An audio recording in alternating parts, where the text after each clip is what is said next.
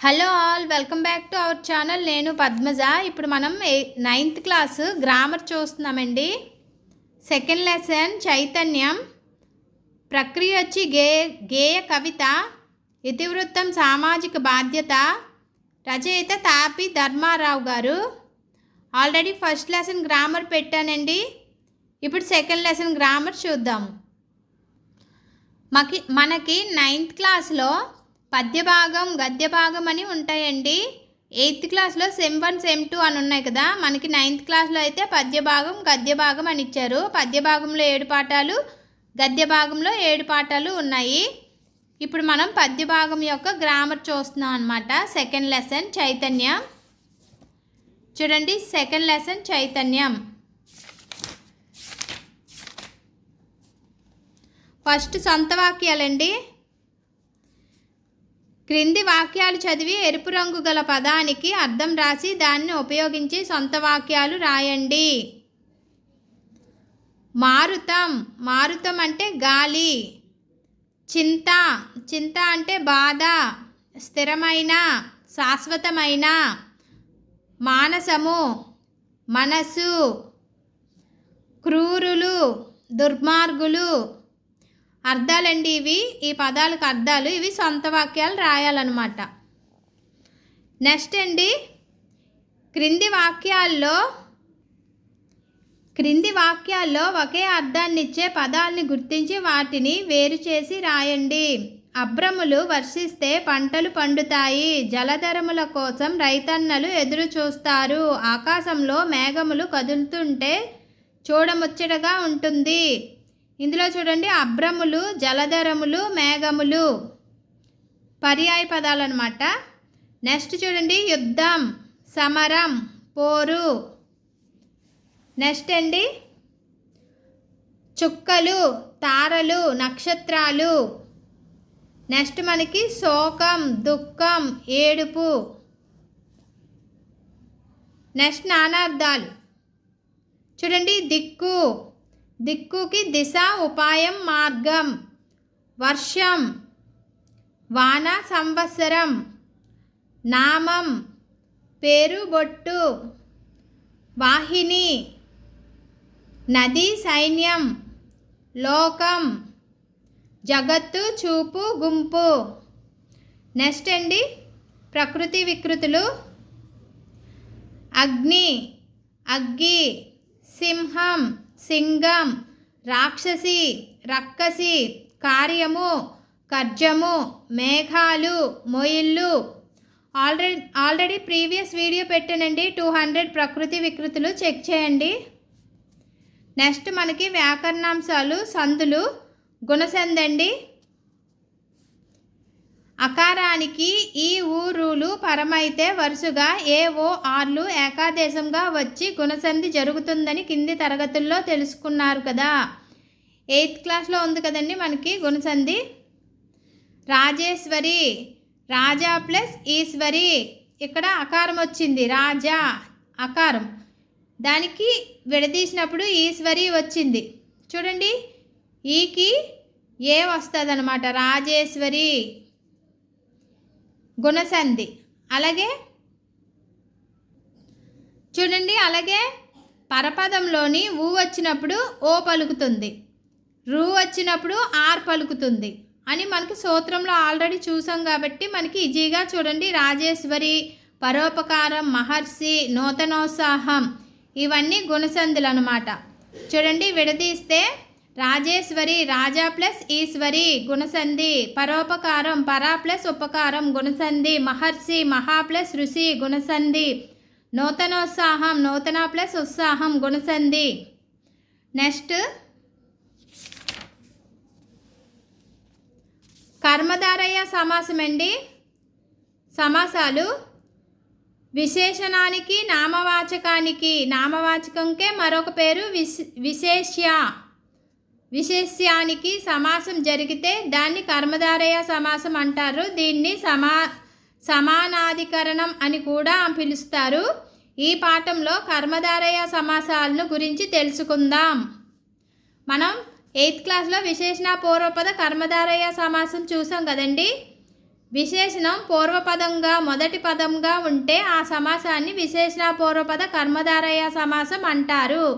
ఉదాహరణకి తెల్ల చొక్కా, తెల్లనైన చొక్కా.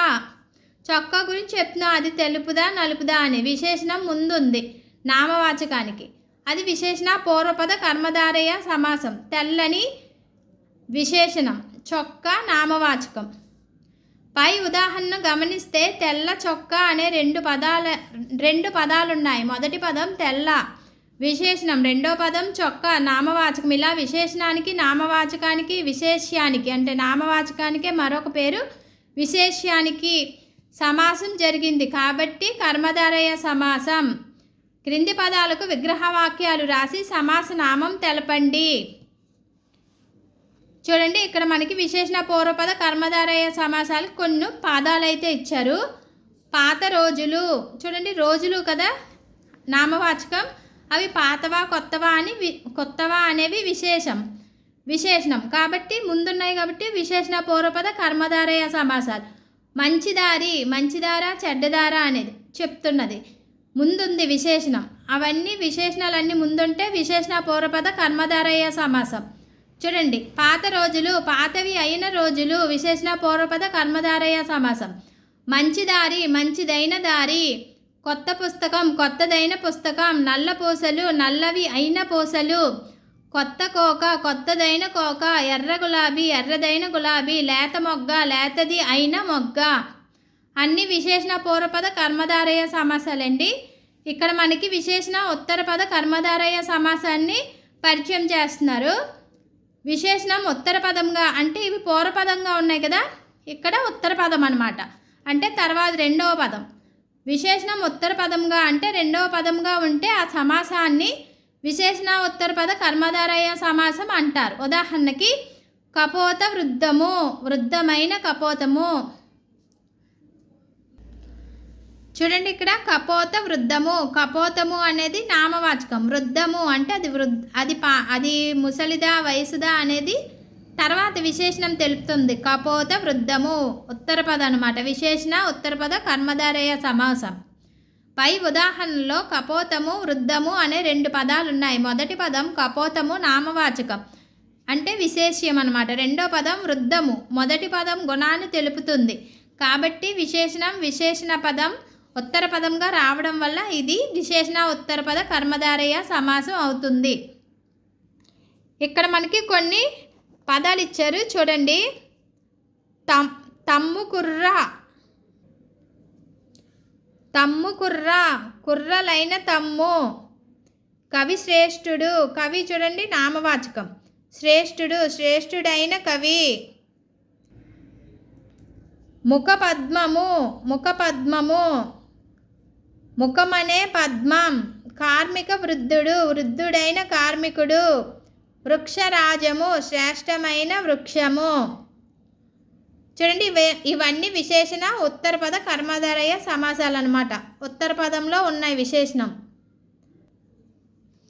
విశేషణ ఉభయపద కర్మధారయ సమాసం. ఉభయపద అంటే రెండు పదాల్లోని విశేషణ ఉంటుందన్నమాట. చూడండి, సమాసంలోని రెండు పదాలు విశేషణాలై ఉంటాయి. శీతోష్ణం, శీతం ప్లస్ ఉష్ణం.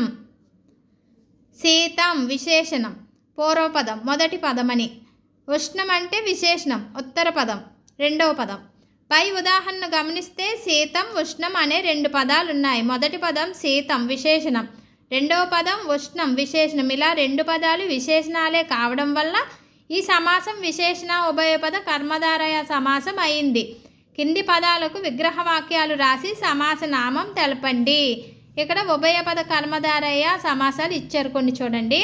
మృదు మధుర, మృదువైనది మధురమైనది విశేషణ ఉభయపద కర్మధారయ సమాసం. సరస గంభీరం, సరసమైనది గంభీరమైనది విశేషణ ఉభయపద కర్మధారయ సమాసం. నిమ్నోన్నతం, నిమ్నమైనది ఉన్నతమైనది విశేషణ ఉభయపద కర్మధారయ సమాసం. ఎగుడు దిగుడు, ఎగుడును దిగుడును రెండు పదాలకు విశేషణం ఉంది కాబట్టి విశేషణ ఉభయపద కర్మధారయ సమాసం. అలంకారాలు ఇచ్చారండి. అంత్యానుప్రాస అలంకారం మనకి 8th క్లాస్లో ఇచ్చారు కదా. అంత్య అంటే చివర, ప్రాస అంటే అన్ని పదాలకు ఒకే పదం ఉంటుందన్నమాట. అంత్యానుప్రాస అలంకారం కింది తరగతిలో నేర్చుకున్న అంత్యానుప్రాస అలంకారం గుర్తు చేసుకుందాం. భాగవతమున భక్తి, భారతంలో యుక్తి, రామకథయే ముక్తి. ఇక్కడ భక్తి, యుక్తి, ముక్తి అనేవి ప్రాస చివరున్నాయి. అంత్యానుప్రాస అలంకారం మనకి 8th క్లాస్లో ఉంది ఆల్రెడీ అలంకారం. అయితే చూడండి, పై కవితలో పాదాలన్నింటి చివర ఒకే లయతో కూడిన ప్రాస పదాలు వచ్చాయి కదా. ఇలా అన్ని పాదాల్లోనూ చివరన ఒకే విధమైన లయాత్మక పదాలు ఉంటే అంత్యానుప్రాస అలంకారం అవుతుంది. పై ఉదాహరణలో తి అనే అక్షరం చివర ప్రాసగా వచ్చింది. వేదశాఖలు వెలిసే నిచ్చట, ఆది కావ్యం బలరేనే ఇచ్చట. ఇక్కడ చూడండి, చట చట అని వచ్చింది ప్రాస, అది చివరుంది కాబట్టి అంత్యానుప్రాస అలంకారం. నెక్స్ట్ చూద్దామండి. ఇక్కడ మరికొన్ని ఇచ్చారనమాట ఎగ్జాంపుల్స్. చూడండి, ఇక్కడ మనకి ఛందస్సు ఇచ్చారు. మనకి తెలుసు కదా, ఫస్ట్ మనం 3 అక్షరాలుగా విభజించాలి ఒక పద్యపాదాన్ని. ఆ పద్యపాదంలో ఫస్ట్ అయితే మనం యమాత రాజబాన్స రాసుకోవాలి కదండి. ఫస్ట్ యమాత రాజబాన్స రాసుకున్న తర్వాత మనం ఘన విభజన చేయాలి. చూడండి, యమాత రాజబాన్స, మాకి 3 గురువులు, నాకి 3 లఘువులు. గురువుకి ఆపోజిట్, లఘువుకి ఆపోజిట్. ఇక్కడ గురువు లఘువు రాసుకుంటే మనకి చక్రం గుర్తుంటే మనకి ఘన విభజన చాలా ఈజీ అవుతుందండి. ఫస్ట్ 3 లఘువులు వచ్చాయి కాబట్టి నా అనమాట. నా అంటే నజబజ జజరా అంటే చంపకమాల అని అర్థం అండి ఇది. అలాగే మనం అన్నీ చెప్పొచ్చు. నెక్స్ట్ దీర్ఘం ఉన్నట్లయితే అది గురువు, దీర్ఘం లేకపోతే అది లఘువు అండి. నెక్స్ట్ లెసన్ వచ్చి హరివిల్లు. నెక్స్ట్ వీడియోలో చూద్దాం. ఈ వీడియో నచ్చినట్లయితే లైక్ చేయండి. Bye friends.